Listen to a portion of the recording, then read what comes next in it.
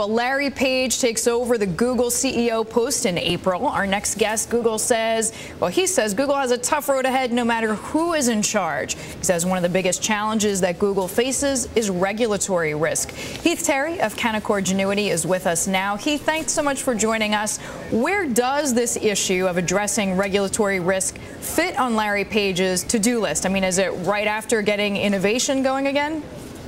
Yeah, I think at the top of Larry's list is going to be innovation because, a big part of why they made this move with Eric was to free up Eric's time to deal with these government issues. That's, stated in terms of his role as chairman is to focus on kind of government relations and the regulatory side of things. So hopefully Larry spends most of his time focusing where he's best, which is on technology. So, Heath, I mean, how much can Eric Schmidt really do, though?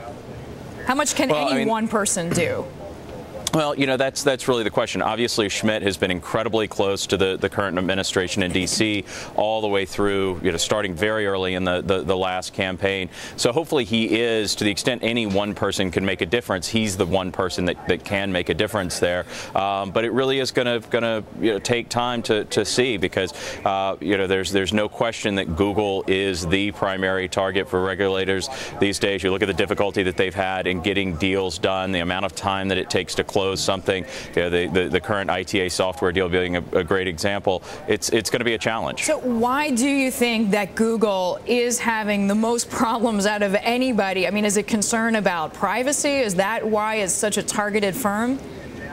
Yeah, it is. It's concerns about privacy. It's also concerns about monopoly power. I mean, we believe and have said for a long time that search ultimately is a natural monopoly business. There are certain economies of scale and technology in the search business that just lean towards having one dominant player there. And given the Microsoft experience, the government's going to be very quick to act before they allow something like that to just naturally happen. So in your view, Heath, I mean, Google has a ton more regulatory risk than, let's just say, Apple.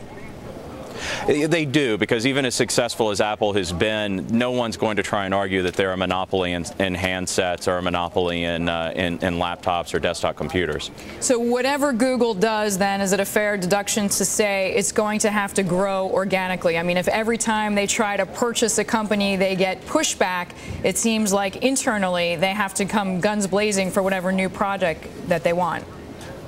Right, and they've got to start early when they do make acquisitions. You look at the Android acquisition; it was a small enough acquisition early on that they could make that acquisition and then Google grow it organically into something as powerful as it's become. So they can make acquisitions, but they're going to have to be very early in the process. You wait much later in the case of something like ITA or AdMob or DoubleClick, and you end up in 18 months of regulatory review. All right, now you brought up AdMob, so it seems like we have to talk about this move because it highlights really the weak spot. If we look at Apple versus Google, I mean, Apple's one weak spot is mobile advertising. How do you think this is going to shake out this year, Heath?